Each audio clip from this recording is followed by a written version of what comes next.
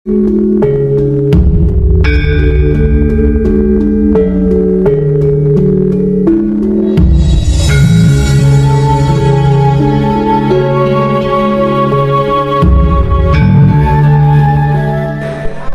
itu anak dari Abu Jahal, itu loh jadi mufassirut tabi'in, tokoh ahli tafsir, ahli Quran zaman tabi'in, dan diterima.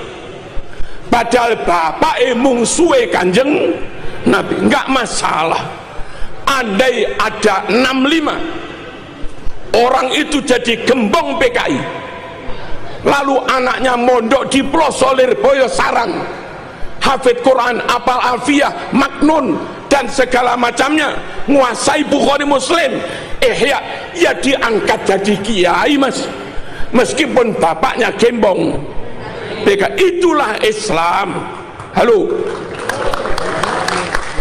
halo. Serahkan sesuatu hanya kepada ahlinya.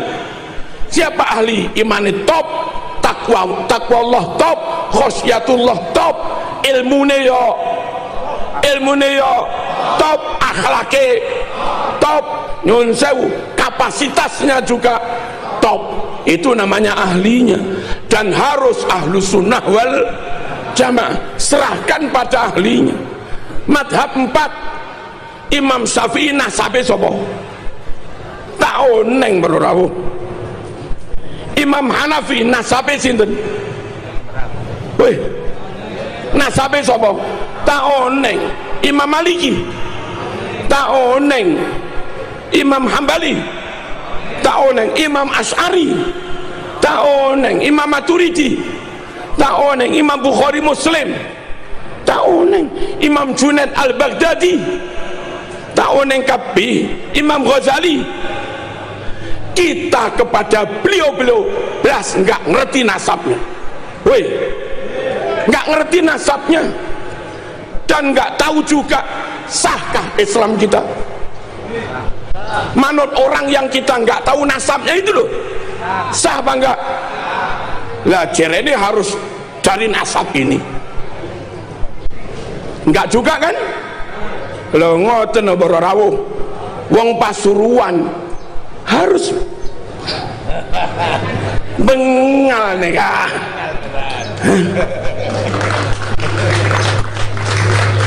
Allahumma shalli ala sayyidina Muhammad.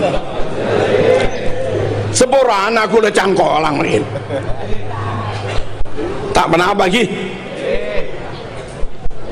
Sedikit lagi nggak apa-apa. Allahumma shalli ala sayyidina Muhammad. Yang alumni Sarang dapat ilmu sak pirang-pirang dari masyayikh Sarang. Nasabnya siapa Sarang? Tak oneng. Yang alumni Pelosok dapat ilmu sak pirang-pirang dari Pelosok. Sera nasabah. Tak oneng. Yang kita ya. Yang alumni Lirboyo sah apa enggak ilmunya?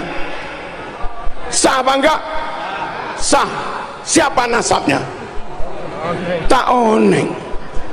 Lo kok sekarang ada, kalau nggak ngakui nasab ini ilmu batal, itu terus kayak apa?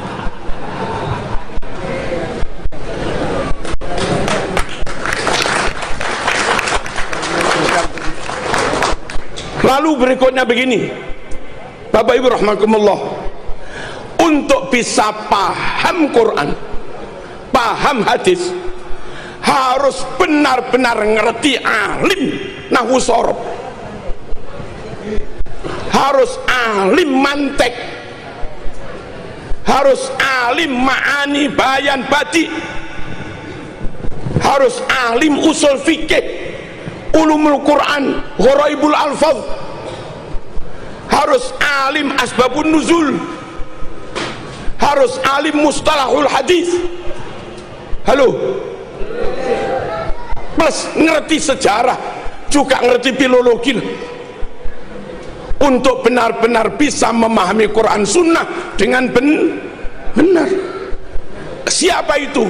Ya siapapun yang mondok lama dan sungguh-sungguh menguasai itu semua, silahkan dia jadi kiai dan memahami Quran meskipun dari kaum irung pesek.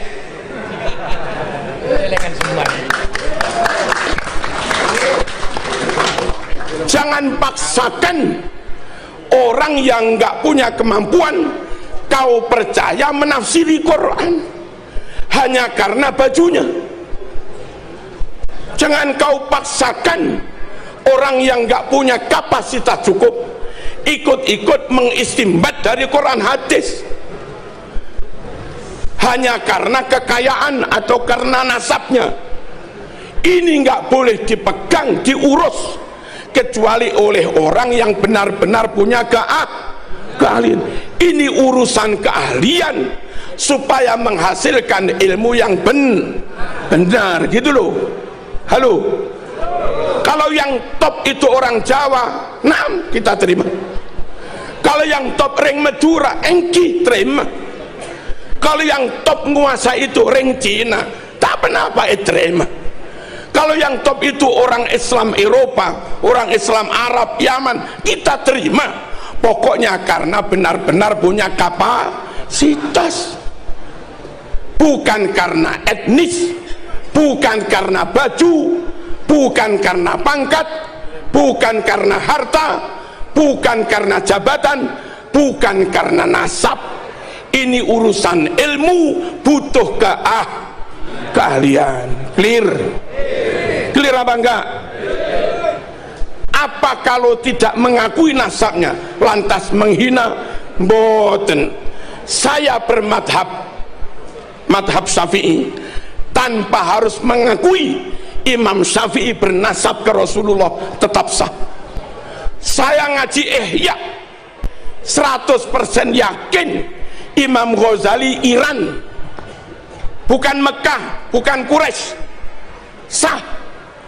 Saya Hizib Nawawi tanpa ngerti Imam Nawawi itu nasab apa, ya tetap sah. Thariqah Syadiliyah tanpa tahu Abil Hasan Asyadili dzuriyah sopo, ya tetap sah. Andai dari kajian Kiai Iman lalu terbukti fulan yang selama ini kita yakini dzuriyah Rasul ternyata terbukti bukan, maka hukum kita ngaji kitab karangan dia seperti kita ngaji Fathul Qorib tanpa harus meyakini pengarang Fathul Qorib keturunannya Kanjeng Nabi gitu loh. Dong apa enggak ini? Lalu aneh kalau dikatakan kalau enggak ngakui sanad ilmumu putus. Di Pondok Lirboyo, Ploso, Sidogiri, di mana-mana di perpus kalau ada 1000 kitab yang dibaca itu yang karangan orang Yaman, nggak ada 1% mas.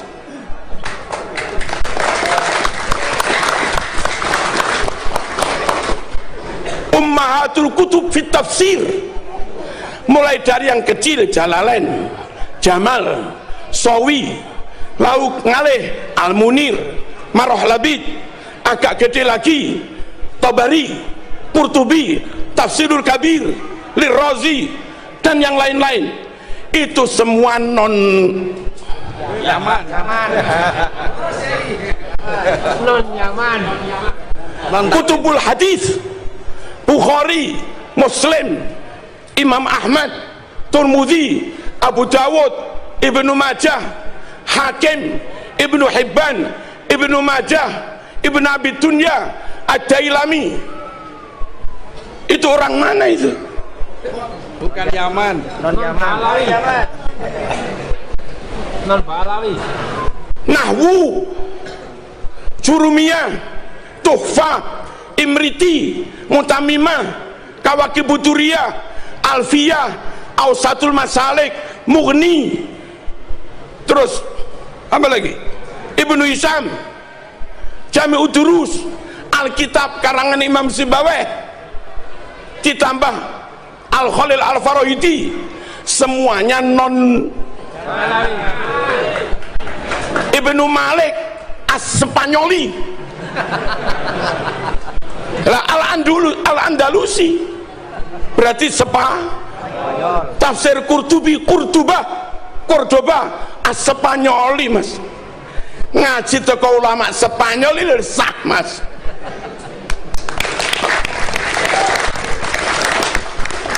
Kok sempit amat mikir. Fikih wadeh, apalagi mabatik fikhiyah, takrib, safina, sulam, kasyifah, fatul qorib, bajuri, tanwirul qulub, qalyubi, bughiyah, nihatul muhtaj, wahab, mu'in, nihatul zain, dan segala macamnya. Wong ndi kuwi sing ngarang? Halo. Halo. Yaman digoyai. Tasawuf adalah 1-2 Yaman, nggak ada 1% dari ribuan kitab.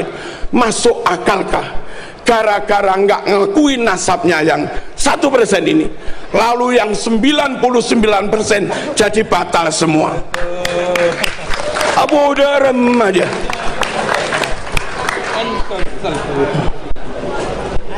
Paham lagi? Bukan masalah rungkat mas, rungkat sendiri. Lalu tentang nasab orang Mojokerto itu sulit melacak apakah saya keturunan Hayam Wuruk, sulit. Padahal jeda waktunya masih ini 1446 tahun.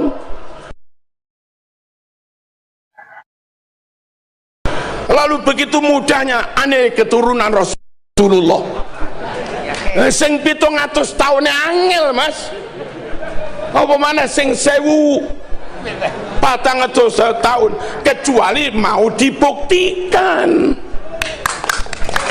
Itulah. Dibuktikan secara genetik oke. Lalu ada kakak yang berbeda. Kakak terbit tahun 400 Hijriah. Halo, Ahmad bin Isa tercatat anaknya 3. Kakak terbit tahun 900 tercatat Ahmad bin Isa anaknya 4. Kalau ada 2 kakak beda, kakak lawas dan kakak baru, yang asli yang mana? Lawas. Yang lawas lah. Kok aneh sampai?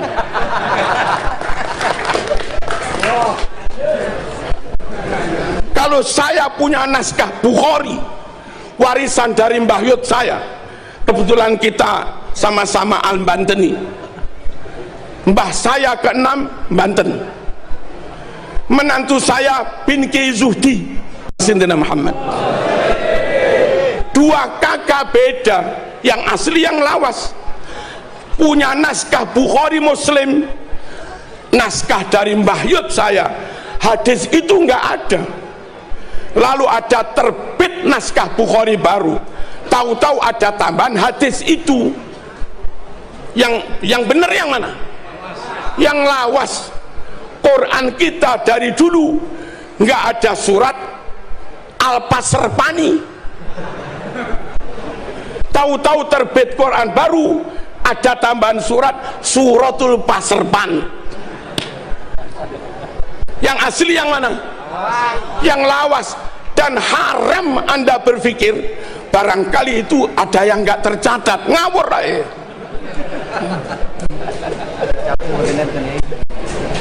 Kenapa? Lah sekarang itu mungkin nggak tercatat, ada kemungkinan tercatat, ada kemungkinan apa? Ada yang bilang tes DNA nggak bisa jadi bukti syar'i untuk mengisbat nasab. Saya jawab, kalau ada bukti tes DNA saja you tetap nggak percaya, apalagi tanpa bukti.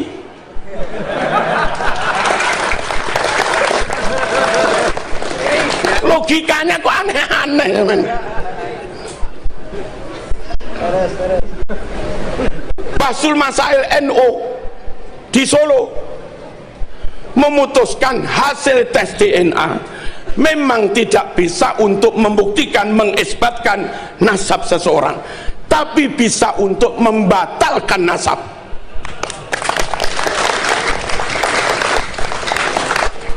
Nabi Mekah, Said Maliki Mekah pada pun, Nabi Quraisy Said Maliki Quraisy pada pun, sukunya pada. Nabi marga Bani Hashimi Said Maliki Bani Hashim pada pun. Nabi Fatonah cerdas, pinter, Said Maliki cerdas, alimas, lumayan, ada kemiripan. Nabi ganteng, abyad musrab ilal humroh, putih kemerah-merahan. Halo, Said Maliki juga ganteng. Nabi sabar, jembar, toleran, hanifah muslimah. Said Maliki jembar dodone mas. Orang kayak Said Maliki begini, karakternya mirip, kealimannya mirip, jembar dodone juga mirip, wajah masuklah, ganteng, gagah, suku pada, marga pada. Said Maliki neka mon adabuh kula neka keturunan Nabi, ya gampang dipercayalah. Ini orang bangsanya beda. Nabi Mekah dia Iran, Nabi Mekah dia Afghanistan, Nabi Mekah dia Mesir, Nabi Mekah dia Madura, Nabi Mekah dia Yaman.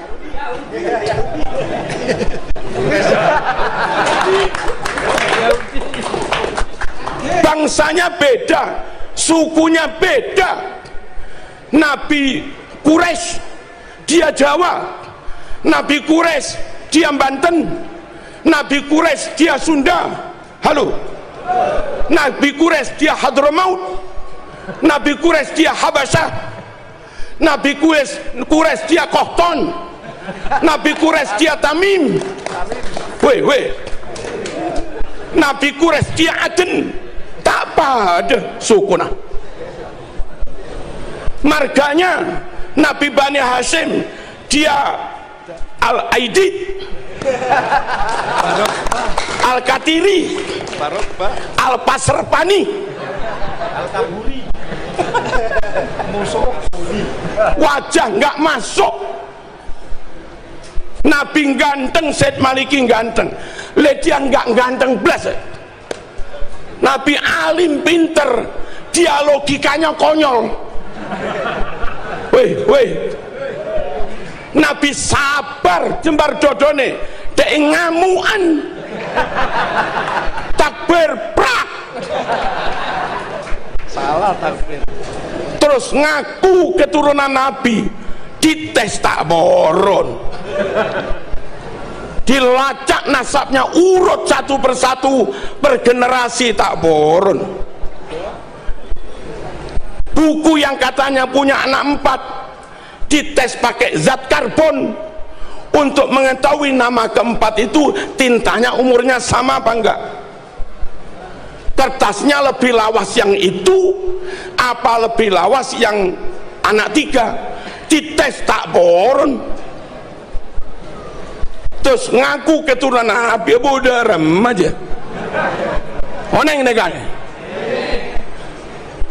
Kita harus menjaga kemurnian nasab Rasulullah sallallahu alaihi wasallam supaya orang yang kita tabarruki pasti qot'i 100% keturunan Nabi.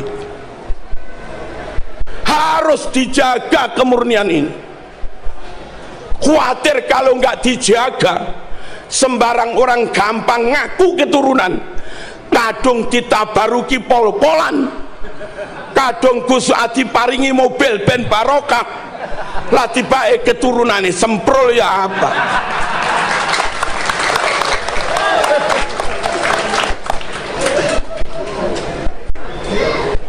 Ngerti betul nih?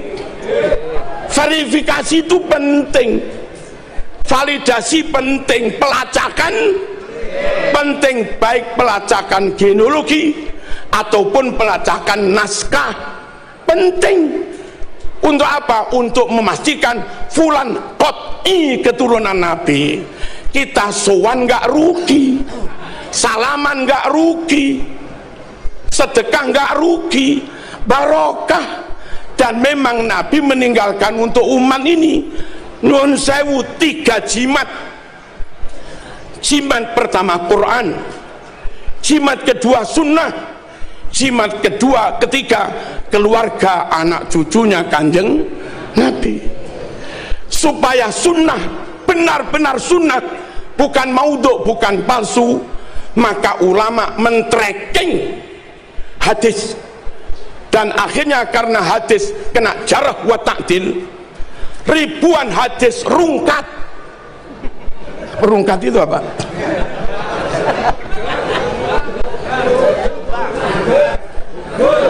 Dari 100.000 hadis lebih yang akhirnya dinyatakan sahih oleh Bukhari hanya sekitar 4.000-an, Muslim hanya sekitar 4.000-an, yang rungkat puluhan ribu.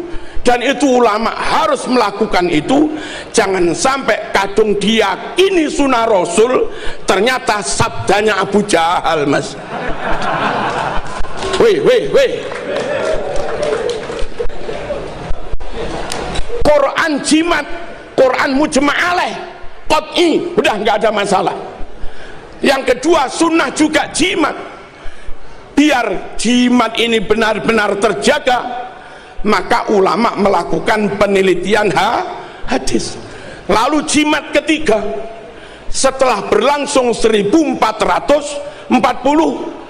tahun, biar nggak mudah, nggak gampang orang ngaku keturunan Nabi ternyata keturunan semprul, ditabaruki tak mandi, mas. Nggak mandi itu apa?